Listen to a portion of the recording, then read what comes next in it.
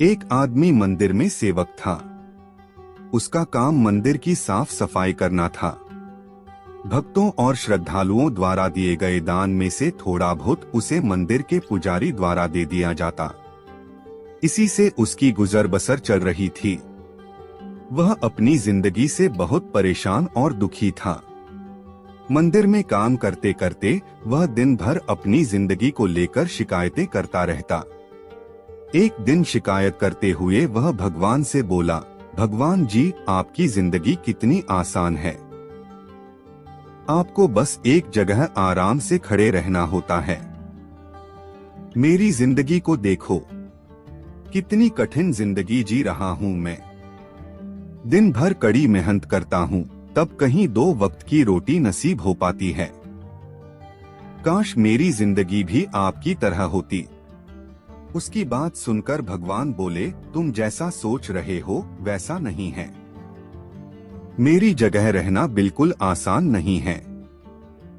मुझे बहुत सारी चीजें देखनी पड़ती है, बहुत सी व्यवस्थाएं करनी पड़ती है। ये हर किसी के बस की बात नहीं है। भगवान जी, कैसी बात कर रहे हैं आप? आपका काम आसान ही तो है। आपकी तरह तो मैं भी दिन भर खड़े रह सकता हूँ। इसमें कौन सी बड़ी बात है? मंदिर का सेवक बोला।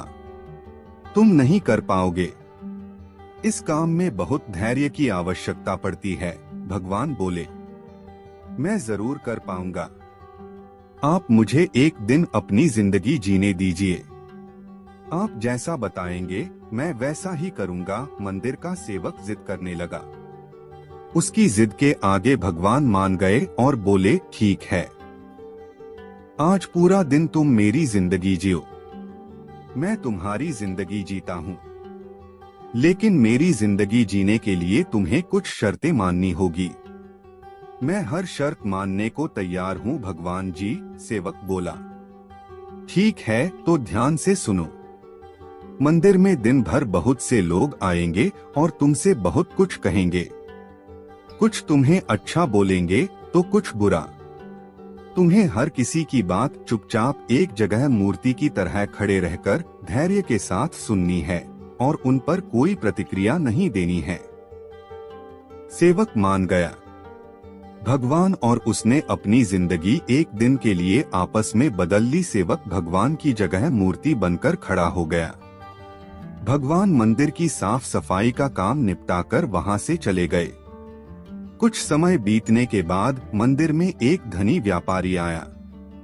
भगवान से प्रार्थना करते हुए वह बोला, भगवान जी, मैं एक नई फैक्ट्री डाल रहा हूँ। मुझे आशीर्वाद दीजिए कि यह फैक्ट्री अच्छी तरह चले और मैं इससे अच्छा मुनाफा कमाऊं। प्रार्थना करने के बाद वह प्रणाम करने के लिए नीचे झुका तो उसका बटुआ गिर गया। जब वह वहां से जाने लगा तो भगवान की जगह खड़े मंदिर के सेवक का मन हुआ कि उसे बता दें कि उसका बटुआ गिर गया है, लेकिन शर्त अनुसार उसे चुप रहना था। इसलिए वह कुछ नहीं बोला और खामोश खड़ा रहा। इसके तुरंत बाद एक गरीब आदमी वहां आया और वो भगवान से बोला, भगवान जी, बहुत गरीबी में जीवन काट रहा हूँ। परिवार का पेट पालना है। माँ की दवाई की व्यवस्था करनी है।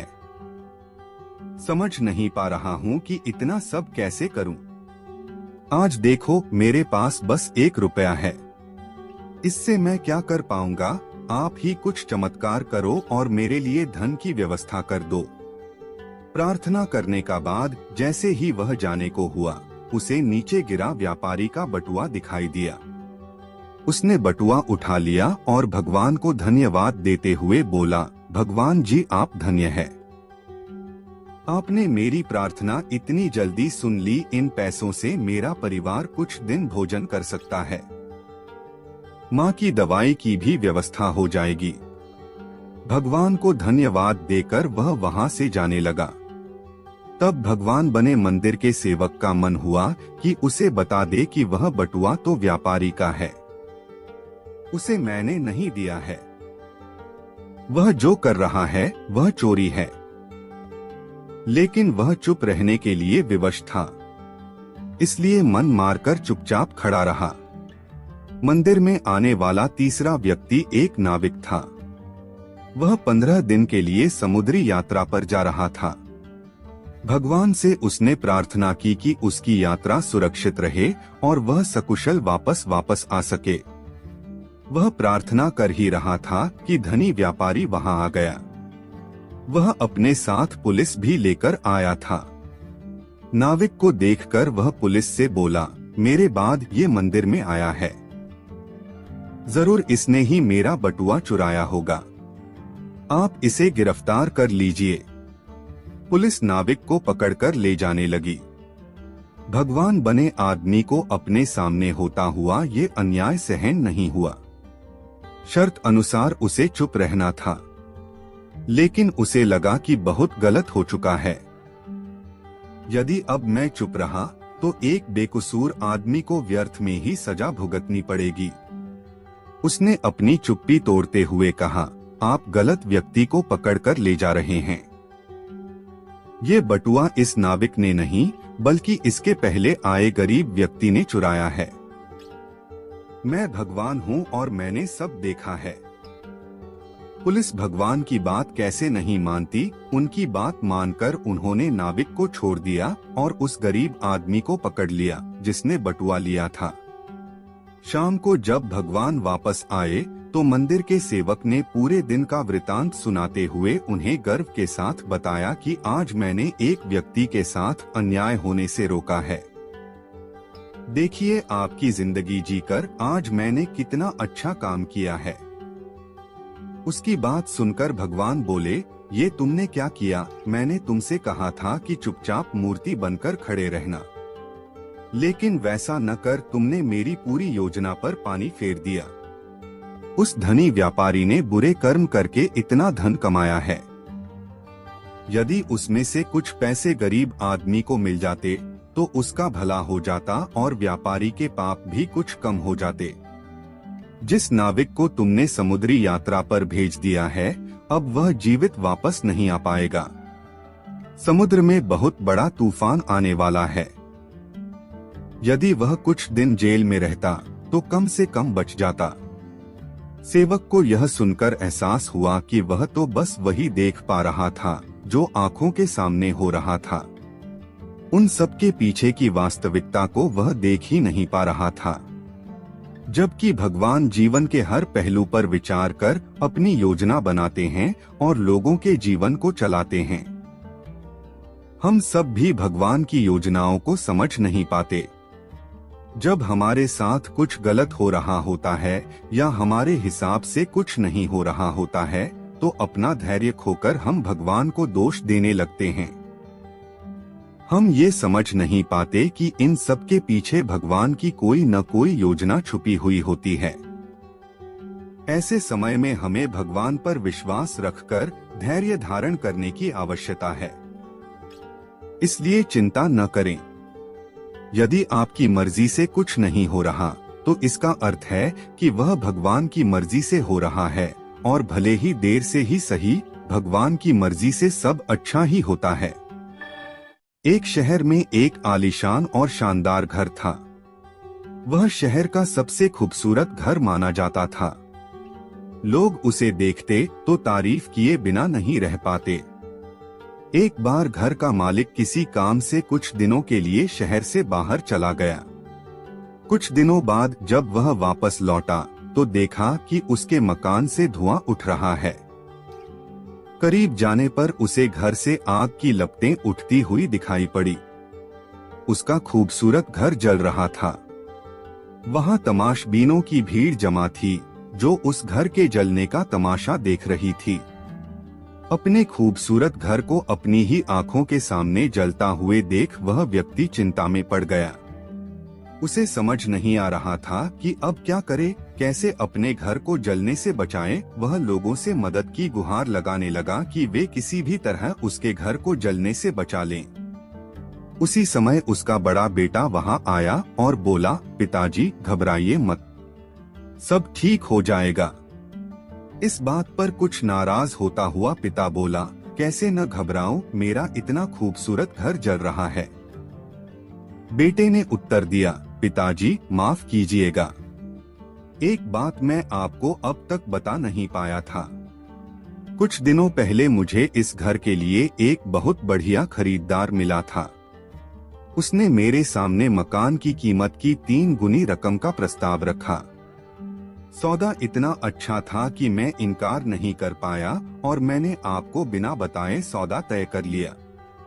ये सुनकर पिता की जान में जान आई। उसने राहत की सांस ली और आराम से यूं खड़ा हो गया जैसे सब कुछ ठीक हो गया हो। अब वह भी अन्य लोगों की तरह तमाशबीन बनकर उस घर को जलते हुए देखने लगा। तभी उसका दूसरा बेटा आया और बोला, पिताजी हमारा घर जल रहा है और आप हैं कि बड़े आराम से यहाँ खड़े होकर इसे जलता हुआ देख रहे हैं। आप कुछ करते क्यों नहीं? बेटा, चिंता की बात नहीं है, तुम्हारे बड़े भाई ने ये घर बहुत अच्छे दाम पर बेच दिया है। अब ये हमारा नहीं रहा, इसलिए अब कोई फर्क नहीं पड़ता, पिता बोला। पिताजी, भैया ने सौदा तो कर दिया था, लेकिन अब तक सौदा पक्का नहीं हुआ है। अभी हमें पैसे भी नहीं मिले हैं। अब बताइए, इस जलते हुए घर के लिए कौन पैसे देगा? यह सुनकर पिता फिर से चिंतित हो गया और सोचने लगा कि कैसे आग की लपटों पर काबू पाया जाए। वह फिर से पास खड़े लोगों से मदद की गुहार लगाने लगा। तभी उसका तीसरा बेटा आया और बोला, पिताजी घबराने की सच में कोई बात नहीं है। मैं अभी उस आदमी से मिलकर आ रहा हूँ जिससे बड़े भाई ने मकान का सौदा किया था। उसने कहा है कि मैं अपनी जुबान का पक्का हूँ। मेरे आदर्श कहते हैं कि चाहे जो भी हो जाए अपनी जुबान पर कायम रहना चाहिए। इसलिए अब जो हो जाए, ज़बान दी है तो घर जरूर लूंगा और उसके पैसे भी दूंगा। पिता फिर से चिंता मुक्त हो गया और घर को जलते हुए देखने लगा। एक ही परिस्थिति में व्यक्ति का व्यवहार भिन्न भिन्न हो सकता है और यह व्यवहार उसकी सोच के कारण होता है। उदाहरण के लिए जलते हुए घर के मालिक को ही लीजिए। घर तो वही था जो जल रहा था, लेकिन उसके मालिक की सोच में कई बार परिवर्तन आया और उस सोच के साथ उसका व्यवहार भी बदलता गया। असल में जब हम किसी चीज से जुड़ जाते हैं तो उसके छिन जाने पर या दूर जाने पर हमें दुख होता है, लेकिन यदि हम किसी चीज को खुद से अलग कर देखते हैं तो एक अलग सी आजादी महसूस करते हैं और दुख हमें छूता तक नहीं है। इसलिए दुखी होना और ना होना पूर्णतः हमारी सोच और मानसिकता पर निर्भर करता है। सोच पर नियंत्रण रखकर या उसे सही दिशा देकर हम बहुत से दुखों और परेशानियों से न सिर्फ बच सकते हैं बल्कि जीवन में नई ऊंचाइयां भी प्राप्त कर सकते हैं। बहुत समय पहले की बात है। एक गांव में एक बूढ़ा व्यक्ति रहता था। उसका एक बेटा और बहू थी। बूढ़ा व्यक्ति वस्तुओं के उपयोग के मामले में कंजूस था और उन्हें बचा बचा कर उपयोग किया करता था। उसके पास एक पुराना चांदी का पात्र था। वह उसकी सबसे मूल्यवान वस्तु थी। उसने उसे संभाल कर संदूक में बंद कर रखा था। उसने सोच रखा था कि सही अवसर आने पर ही उसका उपयोग करेगा। एक दिन उसके यहाँ एक संत आए। जब उन्हें भोजन परोसा जाने लगा तो एक क्षण को बूढ़े व्यक्ति के मन में विचार आया कि क्यों न संत को चांदी के पात्र में भोजन परोसूं, किंतु अगले ही क्षण उसने सोचा कि मेरा चांदी का पात्र बहुत कीमती है। गांव-गांव भटकने वाले इस संत के लिए उसे क्या निकालना, जब कोई राजसी व्यक्ति मेरे घर पधारेगा तब यह पात्र निकालूंगा। यह सोचकर उसने पात्र नहीं निकाला। कुछ दिनों बाद उसके घर राजा का मंत्री भोजन करने आया। उस समय भी बूढ़े व्यक्ति ने सोचा कि चांदी का पात्र निकाल लूं, किंतु फिर उसे लगा कि ये तो राजा का मंत्री है। जब राजा स्वयं मेरे घर भोजन करने पधारेंगे तब अपना कीमती पात्र निकालूंगा। कुछ दिनों के बाद स्वयं राजा उसके घर भोजन के लिए पधारे। राजा उसी समय पड़ोसी राज्य से युद्ध हार गए थे और उनके राज्य के कुछ हिस्से पर पड़ोसी राजा ने कब्जा कर लिया था। भोजन परोसते समय बूढ़े व्यक्ति ने सोचा कि अभी अभी हुई पराजय से राजा का गौरव कम हो गया है। मेरे पात्र में किसी गौरवशाली व्यक्ति को ही भोजन करना चाहिए। इसलिए उसने चांदी का पात्र नहीं निकाला। इस तरह उसका पात्र बिना उपयोग के पड़ा रहा। एक दिन बूढ़े व्यक्ति की मृत्यु हो गई। उसकी मृत्यु के बाद उसके बेटे ने उसका संदूक खोला। उसमें उसे काला पड़ चुका चांदी का पात्र मिला। उसने वह पात्र अपनी पत्नी को दिखाया और पूछा, इसका क्या करें? पत्नी ने काले पड़ चुके पात्र को देखा और मुंह बनाते हुए बोली, अरे इसका क्या करना है? कितना गंदा पात्र है। इसे कुत्ते को भोजन देने के लिए निकाल लो। उस दिन के बाद से घर का पालतू कुत्ता उस चांदी के पात्र में भोजन करने लगा। जिस पात्र को बूढ़े व्यक्ति ने जीवन भर किसी विशेष व्यक्ति के लिए संभाल कर रखा, अंततः उसकी ये गत हुई। किसी वस्तु का मूल्य तभी है जब वह उपयोग में लाई जा सके। बिना उपयोग के बेकार पड़ी कीमती वस्तुओं का भी कोई मूल्य नहीं। इसलिए यदि आपके पास कोई वस्तु है तो यथा समय उसका उपयोग कर लें। गांव के पनघट पर 4 औरतें पानी भरने आई। पानी भरते भरते वे एक दूसरे से बातें करने लगी। चारों के एक एक पुत्र थे। बातों बातों में उन्होंने अपने पुत्रों के गुणों का बखान करना प्रारंभ कर दिया। पहली औरत बोली, मेरा पुत्र बहुत सुरीली बांसुरी बजाता है। जो भी उसकी बांसुरी सुनता है मंत्रमुग्ध हो जाता है। मैं ऐसा गुणवान पुत्र पाकर बहुत प्रसन्न हूँ। दूसरी औरत बोली, मेरा पुत्र बहुत बड़ा पहलवान है। इस गांव में ही नहीं बल्कि दूर दूर के गांव में उसकी बहादुरी का डंका बजता है। ऐसा गुणवान पुत्र भगवान सबको दे। तीसरी औरत कहाँ पीछे रहती, वह बोली, मेरा पुत्र कुशाग्र बुद्धि है। उससे अधिक बुद्धिमान इस पूरे गांव में नहीं। लोग अपनी समस्याएं लेकर उसके पास आते हैं। मैं ऐसा पुत्र पाकर धन्य हो गई। चौथी औरत ने सबकी बातें सुनी लेकिन कहा कुछ भी नहीं। इस पर वे औरतें उससे कहने लगी, बहन तुम भी तो कुछ कहो ना, तुम्हारे पुत्र में क्या गुण है? कोई न कोई गुण तो उसमें अवश्य होगा। वह औरत बोली, क्या कहूँ बहनों, मेरे पुत्र में तुम्हारे पुत्रों की तरह कोई गुण नहीं है।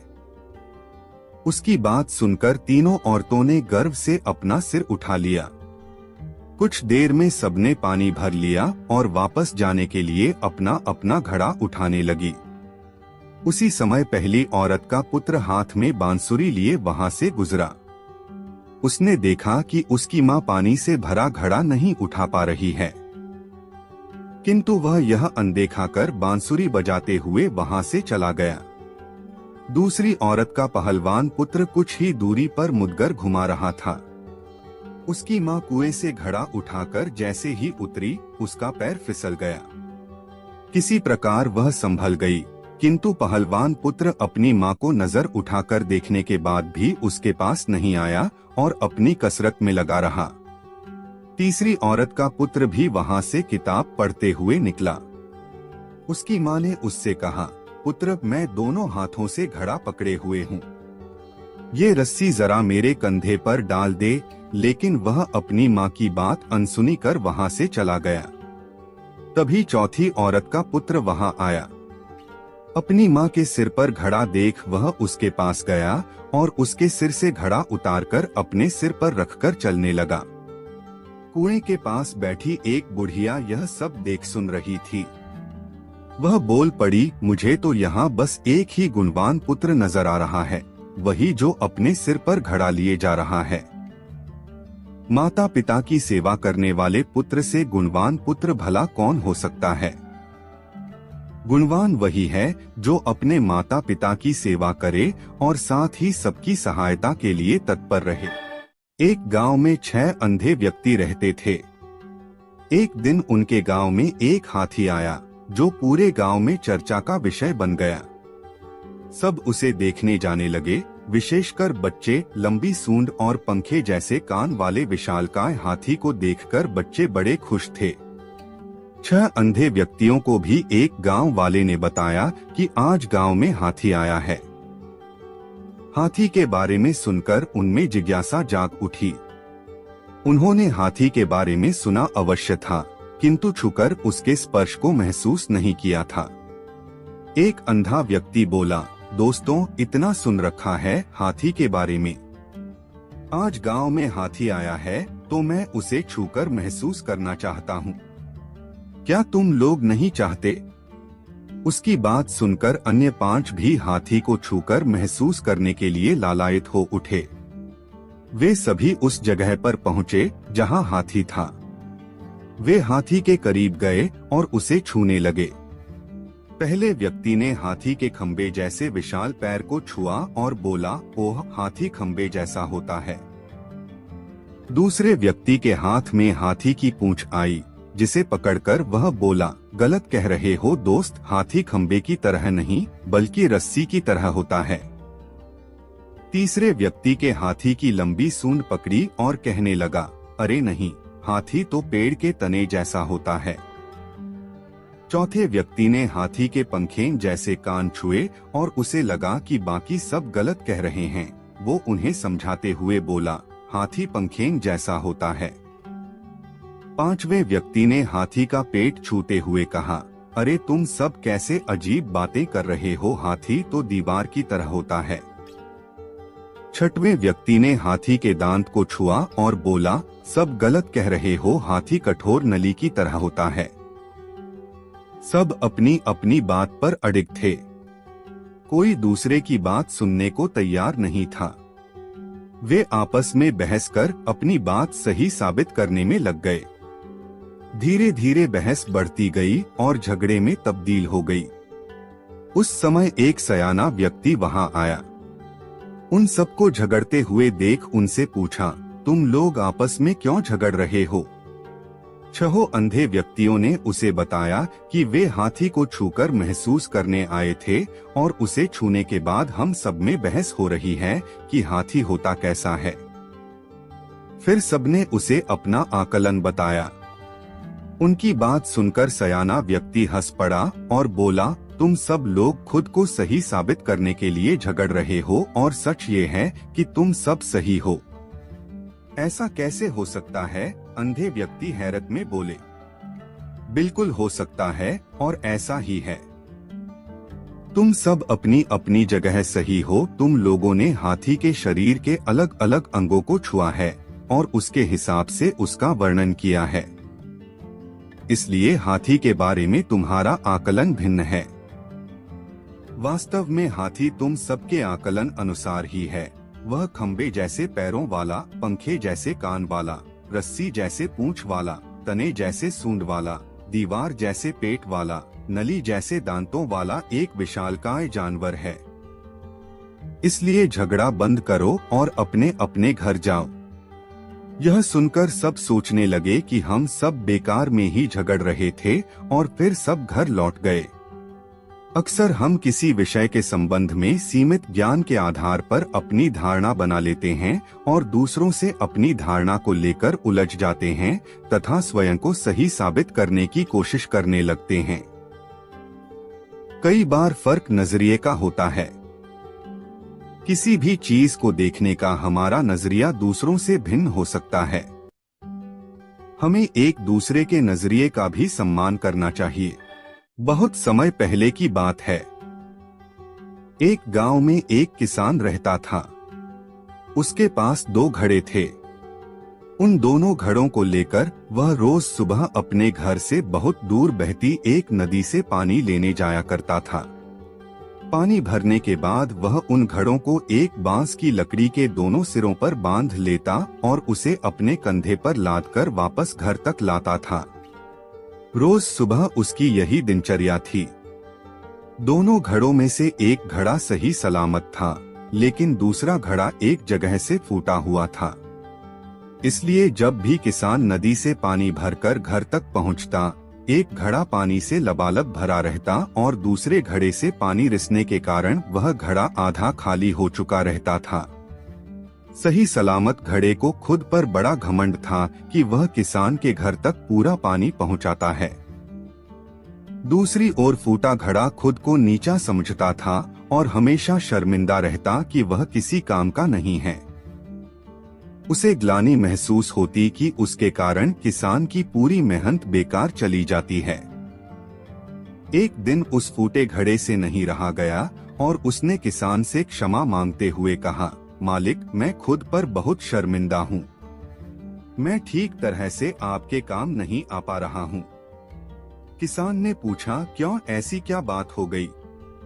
घड़े ने बताया, मालिक, शायद आप इस बात से अनजान हैं कि मैं एक जगह से फूटा हुआ हूँ और नदी से घर तक पहुँचते पहुँचते मेरा आधा पानी रिस जाता है।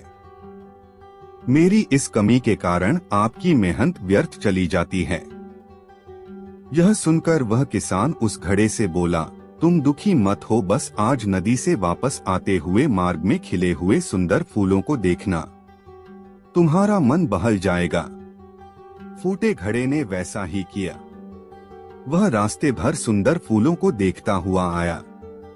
इससे उसका विचलित मन शांत हो गया। लेकिन जब घर पहुंचते ही उसने पाया कि वह पुनः आधा खाली हो चुका है, तो उस पर फिर से उदासी छा गई।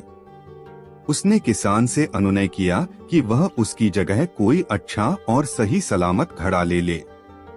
यह सुनकर किसान बोला, क्या तुमने ध्यान दिया कि बांस के जिस सिरे पर तुम बंधे रहते हो उस ओर के मार्ग में सुंदर फूल खिले हुए हैं, जबकि मार्ग के दूसरी ओर सूखी जमीन है। ऐसा नहीं है कि मैं इस बात से अनजान हूँ कि तुम फूटे हुए हो। यह बात जानते हुए ही मैंने मार्ग के उस ओर सुंदर और रंग बिरंगे फूल लगा दिए। जब मैं नदी से पानी भरकर लाता हूँ तो तुम्हारे द्वारा उन फूलों को पानी मिल जाता है और वे सदा उस मार्ग को हरा भरा रखते हैं। तुम्हारे कारण ही वह मार्ग इतना सुंदर हो पाया है। इसलिए तुम खुद को कम मत आको। कोई भी ऊंचा या नीचा नहीं होता। इस दुनिया में हर इंसान को एक भूमिका मिली हुई है जिसे हर कोई बखूबी निभा रहा है। इसलिए जो जैसा है हमें उसे वैसा ही स्वीकारना चाहिए और उसकी कमजोरियों के स्थान पर उसकी अच्छाइयों पर ध्यान देना चाहिए। एक आदमी रेगिस्तान में भटक रहा था। आधा दिन निकल चुका था और रास्ते का कुछ पता नहीं था। वह समझ नहीं पा रहा था कि किस तरह उस रेगिस्तान से बाहर निकले। उसका खाने पीने का सारा सामान खत्म हो गया था। प्यास से गला सूखा जा रहा था, लेकिन पानी का दूर दूर तक कोई नामो निशान नहीं था। थोड़ी दूर और चलने पर उसे एक झोपड़ी दिखाई पड़ी। वह इस आशा में झोपड़ी की ओर चल पड़ा कि वहां उसे पानी अवश्य मिल जाएगा और वह वहां रहने वालों से रेगिस्तान से बाहर निकलने का रास्ता भी पूछने लेगा। लेकिन झोपड़ी के पास पहुंचकर वह निराश हो गया। झोपड़ी खाली पड़ी थी, वहां कोई नहीं था। लेकिन उसके बाद भी उसने भगवान पर भरोसा रखा और झोपड़ी के अंदर गया। झोपड़ी के अंदर एक हैंडपंप लगा हुआ पाया। वह खुश हो गया कि अब वह अपनी प्यास बुझा सकता है। उसने भगवान को धन्यवाद दिया और हैंडपंप चलाने लगा। लेकिन काफी प्रयास करने के बाद भी हैंडपंप नहीं चला। वह थक कर चूर हो चुका था। वह जमीन पर लेट गया। पानी के बिना उसे अपनी जिंदगी खत्म होती नजर आने लगी थी। तभी उसे झोपड़ी की छत पर पानी की एक बोतल लटकी हुई दिखाई पड़ी और उसकी जान में जान आ गई। उसने सोचा कि ये भगवान की कृपा है कि पानी की ये बोतल उसे दिख गई। अब वह अपनी प्यास बुझा सकता है। उसने पानी की बोतल नीचे उतारी, लेकिन जैसे ही वह पानी पीने को हुआ उसकी नजर बोतल के नीचे चिपके कागज पर पड़ी। उस कागज पर लिखा था, इस पानी का इस्तेमाल हैंडपंप चलाने के लिए करें। जब हैंडपंप चल जाए तो पानी पी ले और फिर से इस बोतल में पानी भरकर वापस वही लटका दें जहां से आपने इसे उतारा था। कागज पर लिखे संदेश को पढ़कर आदमी सोच में पड़ गया कि क्या करें। यदि पानी हैंडपंप में डाला और वह नहीं चला तो सही तो यह होगा कि बोतल का पानी पीकर वहां से आगे बढ़ा जाए। वह दुविधा में पड़ चुका था, लेकिन अंत में उसने ऊपर वाले को याद किया और कागज पर लिखे संदेश पर भरोसा करने का निर्णय लिया। उसने बोतल का पानी हैंडपंप में डाल दिया और हैंडपंप चलाने की कोशिश करने लगा। 1 से 2 प्रयास में हैंडपंप चल गया और उसमें से ठंडा ठंडा पानी आने लगा। आदमी ने पानी पीकर अपनी प्यास बुझाई और बोतल में पानी भरकर उसे वापस उसी जगह लटका दिया जहां से उसने उसे उतारा था। वह वहां से निकल ही रहा था कि झोपड़ी के एक कोने में उसे एक नक्शा और पेंसिल का टुकड़ा मिला। उस नक्शे में रेगिस्तान से बाहर निकलने का रास्ता बना हुआ था। आदमी खुश हो गया और भगवान को लाख लाख धन्यवाद दिया। वह नक्शा लेकर बाहर निकल गया, लेकिन कुछ दूर चलने के बाद वह रुका और वापस झोपड़ी में आया। उसने पानी की बोतल के नीचे लगे कागज पर पेंसिल से लिखा, यकीन मानिए ये काम करता है। जब भी जिंदगी में बुरा वक्त या परिस्थिति आए, भगवान और खुद पर विश्वास रखें। विश्वास बहुत बड़ी चीज होती है। विश्वास है तो दुनिया में हर चीज संभव है। बिना प्रयास के जिंदगी में कुछ भी हासिल नहीं होता। जैसे इस आदमी ने हैंडपंप में पानी डाला और उसे चलाया, तब कहीं जाकर उसे अपने प्रयास का फल पानी के रूप में नसीब हुआ। उसी प्रकार जिंदगी में कुछ करना है तो प्रयास करने पड़ेंगे। प्रयास करेंगे तो सफलता अवश्य मिलेगी। वन में स्थित एक आश्रम में एक ज्ञानी साधु रहते थे। ज्ञान प्राप्ति की लालसा में दूर दूर से छात्र उनके पास आया करते थे और उनके सानिध्य में आश्रम में ही रहकर शिक्षा प्राप्त किया करते थे।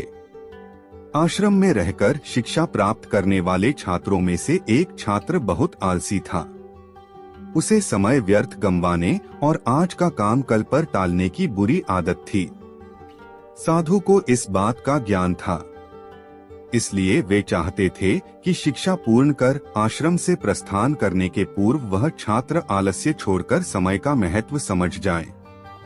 इसी उद्देश्य से एक दिन संध्या काल में उन्होंने उस आलसी छात्र को अपने पास बुलाया और उसे एक पत्थर देते हुए कहा, पुत्र, यह कोई सामान्य पत्थर नहीं बल्कि पारस पत्थर है।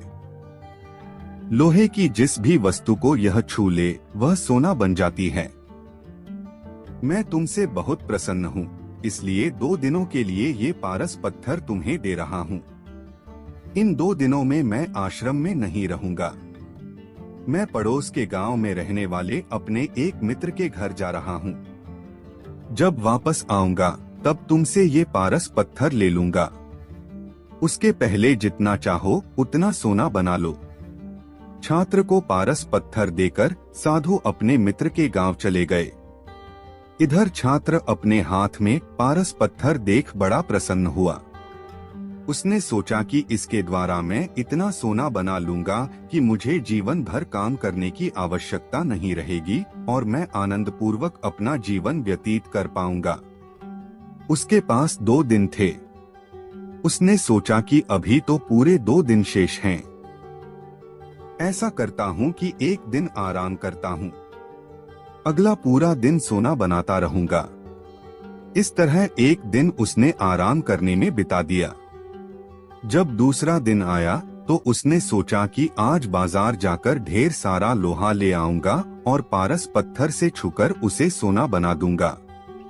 लेकिन इस काम में अधिक समय लगेगा नहीं, इसलिए पहले भरपेट भोजन करता हूँ, फिर सोना बनाने में जुट जाऊंगा। भरपेट भोजन करते ही उसे नींद आने लगी। ऐसे में उसने सोचा कि अभी मेरे पास शाम तक का समय है, कुछ देर सो लेता हूँ। जागने के बाद सोना बनाने का काम कर लूंगा। फिर क्या वह गहरी नींद में सो गया। जब उसकी नींद खुली तो सूर्य अस्त हो चुका था और 2 दिन का समय पूरा हो चुका था। साधु आश्रम लौट आए थे और उसके सामने खड़े थे। साधु ने कहा, पुत्र, सूर्यास्त के साथ ही 2 दिन पूरे हो चुके हैं। तुम मुझे वह पारस पत्थर वापस कर दो। छात्र क्या करता, आलस के कारण उसने अमूल्य समय व्यर्थ गवा दिया था और साथ ही धन कमाने का एक सुअवसर भी उसे अपनी गलती का एहसास हो चुका था और समय का महत्व भी समझ आ गया। वह पछताने लगा। उसने उसी क्षण निश्चय किया कि अब से वह कभी आलस नहीं करेगा। जीवन में उन्नति करना चाहते हैं तो आज का काम कल पर टालने की आदत छोड़ दें। समय अमूल्य है, इसे व्यर्थ ना गंवाएं, क्योंकि एक बार हाथ से निकल जाने के बाद समय कभी दोबारा वापस नहीं आता। कई वर्षों पहले एक राज्य में मिदास नामक एक लोभी राजा राज करता था। उसकी एक बहुत ही सुंदर पुत्री थी जिसका नाम मेरीगोल्ड था।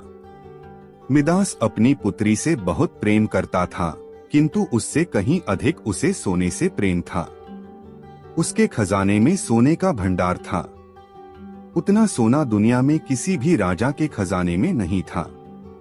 इसके बाद भी खजाने में जितना सोना बढ़ता, राजा मिदास की लालसा उतनी ही बढ़ती जाती थी। उसके दिन का अधिकांश समय खजाने में रखे सोने को गिनने में निकल जाता था। सोने की लालसा में अक्सर वह अपनी पुत्री को अनदेखा कर देता था। दिन पर दिन उसकी सोने की ललक बढ़ती जा रही थी और अधिक सोना प्राप्त करने के उद्देश्य से उसने एक बार अन्नजल त्याग कर ईश्वर की कठोर उपासना की। उसकी उपासना से प्रसन्न होकर एक परी ने उसे दर्शन दिए और मनचाहा वरदान मांगने को कहा। मिदास बोला, हे परी, मुझे वरदान दीजिए कि मैं जिस भी वस्तु को छूं वह सोने की बन जाए। परी मिदास की लालसा समझ रही थी। वरदान देने के पूर्व परी ने पूछा, राजन, क्या यह वरदान मांगने के पूर्व तुमने अच्छी तरह विचार कर लिया है? हे परी, मैं इस विश्व का सबसे धनी राजा बनना चाहता हूँ। मैंने अच्छी तरह सोच लिया है। मुझे यही वरदान चाहिए। कृपया मुझे वरदान प्रदान कीजिए। मिदास ने उत्तर दिया।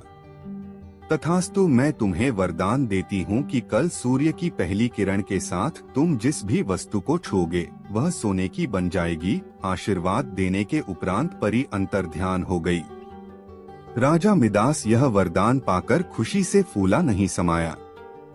दूसरे दिन सोकर उठने के उपरांत अपनी शक्ति परखने के लिए उसने अपने पलंग को छूकर देखा। वह पलंग सोने का बन गया।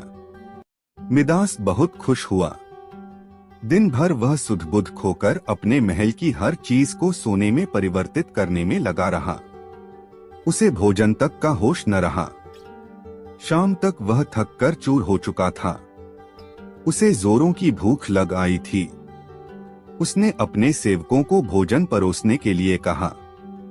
भोजन परोसा गया, किंतु यह क्या, जैसे ही उसने भोजन को हाथ लगाया वह सोने में परिवर्तित हो गया। अब सोने को तो खाया नहीं जा सकता था। भूख से बेहाल राजा मिदास ने फल खाकर भूख मिटाना चाहा, किंतु उसके छूते ही वह भी सोने में परिवर्तित हो गया। वह गुस्से से तिलमिला उठा और उठकर बाहर चला आया। बाहर टहलते हुए वह अपने महल के उद्यान में पहुंचा। वहां उसने देखा कि उसकी नन्ही पुत्री मेरीगोल्ड खेल रही है। उसका सुंदर मुख देख राजा के मन में प्रेम उमड़ आया। कुछ क्षणों के लिए वह अपनी भूख भूल गया। जब मेरीगोल्ड ने अपने पिता को देखा तो वह उसके पास दौड़ी चली आई। राजा मिदास ने प्रेम जताते हुए उसके सिर पर हाथ फेरा और तुरंत ही वह सोने में परिवर्तित हो गई। अपनी नन्ही पुत्री को सोने का बना देख वह दुखी हो गया और रोने लगा। उसने फिर से ईश्वर से प्रार्थना की। प्रार्थना सुनकर परी प्रकट हुई और उससे पूछा, राजन, क्या हुआ? अब तुम्हें क्या वरदान चाहिए? मिदास रो रोकर कहने लगा, हे परी, मुझे क्षमा करें। सोने की लालसा में मेरी बुद्धि भ्रष्ट हो गई थी और मैं यह वरदान मांग बैठा था, किंतु अपनी पुत्री को खोने के बाद अब मेरी आंखें खुल गई है। मुझे समझ आ गया है कि हर वस्तु अमूल्य है और उन सब में सबसे अमूल्य है मेरी पुत्री। हे परी, कृपया यह वरदान वापस ले लें और मुझे मेरी पुत्री लौटा दें। अब मैं सोने की लालसा त्याग दूंगा और अपना कोषागार निर्धनों और जरूरतमंदों के लिए खोल दूंगा। परी ने जब उसके पछतावे के आंसू देखे तो अपना वरदान वापस ले लिया। राजा मिदास की पुत्री अपने वास्तविक स्वरूप में आ गई। उसने अपने वचन के अनुसार अपना कोषागार निर्धनों और जरूरतमंदों के लिए खोल दिया। उसका लोभ खत्म हो चुका था। वह एक संतुष्ट जीवन व्यतीत करने लगा। धन महत्वपूर्ण अवश्य है, किंतु सर्वस्व नहीं। प्रेम, खुशी, संतुष्टि कभी भी धन से खरीदी नहीं जा सकती। लोभ का परिणाम बुरा होता है। बहुत समय पहले की बात है। एक गांव में एक गरीब लकड़हारा अपने परिवार के साथ रहता था। वह रोज सुबह गांव के समीप स्थित जंगल में जाकर लकड़ियां काटता और उसे बाजार में बेचकर पैसे कमाता था। इस तरह उसकी और उसके परिवार की गुजर बसर चल रही थी। एक दिन वह जंगल में नदी किनारे लगे एक पेड़ की लकड़ियां काट रहा था। अचानक उसकी कुल्हाड़ी उसके हाथ से छूटकर नदी में जा गिरी। नदी गहरी थी, जिसमें उतरकर कुल्हाड़ी निकाल पाना लकड़हारे के लिए संभव नहीं था। लकड़हारे के पास एक ही कुल्हाड़ी थी। उस कुल्हाड़ी के नदी में गिर जाने से वह परेशान हो गया। वह सोचने लगा कि अब वह अपनी जीविका कैसे चलाएगा। उसके पास जीविका चलाने का कोई और साधन नहीं था। वह दुखी होकर नदी किनारे खड़ा हो गया और भगवान से प्रार्थना करने लगा, भगवान, मेरी कुल्हाड़ी मुझे वापस दिला दीजिए। लकड़हारे की सच्चे मन से की गई प्रार्थना सुनकर भगवान प्रकट हुए। उन्होंने उससे पूछा, पुत्र, तुम्हें क्या समस्या है? लकड़हारे ने कुल्हाड़ी नदी में गिरने की बात भगवान को बता दी और उनसे याचना की कि वे उसकी कुल्हाड़ी वापस दिला दें। उसकी याचना सुनकर भगवान ने नदी के पानी में से एक कुल्हाड़ी बाहर निकाली। वह कुल्हाड़ी चांदी की थी। भगवान ने लकड़हारे से पूछा, पुत्र, क्या ये तुम्हारी कुल्हाड़ी है? लकड़हारा बोला, नहीं भगवान, ये मेरी कुल्हाड़ी नहीं है। भगवान ने पुनः नदी के पानी में से दूसरी कुल्हाड़ी बाहर निकाली। इस बार उन्होंने जो कुल्हाड़ी निकाली वो सोने की थी। उन्होंने लकड़हारे से पूछा, पुत्र, क्या ये तुम्हारी कुल्हाड़ी है? लकड़हारा बोला, नहीं भगवान, ये मेरी कुल्हाड़ी नहीं है। भगवान बोले, इसे अच्छी तरह से देख लो, ये सोने की कुल्हाड़ी है। क्या वास्तव में ये तुम्हारी नहीं है? नहीं भगवान, लकड़हारा बोला, सोने की इस कुल्हाड़ी से लकड़ियां नहीं कटती। ये मेरे किसी काम की नहीं है। मेरी कुल्हाड़ी तो लोहे की है। भगवान मुस्कुराए और इस बार जो कुल्हाड़ी उन्होंने निकाली वह लोहे की थी। वह कुल्हाड़ी लकड़हारे को दिखाते हुए भगवान ने पूछा, पुत्र, क्या यही है तुम्हारी कुल्हाड़ी? इस बार कुल्हाड़ी देख लकड़हारा प्रसन्न हो गया और बोला, भगवान, यही मेरी कुल्हाड़ी है। आपका बहुत बहुत धन्यवाद। भगवान लकड़हारे की ईमानदारी देख बहुत प्रसन्न हुए और बोले, पुत्र, मैं तुम्हारी ईमानदारी से अत्यंत प्रसन्न हूँ। इसलिए तुम्हें लोहे की कुल्हाड़ी के साथ साथ सोने और चांदी की कुल्हाड़ी भी देता हूँ। यह कहकर भगवान अंतर्ध्यान हो गए। लकड़हारा अपनी ईमानदारी के कारण पुरस्कृत हुआ। सदा ईमानदार रहें।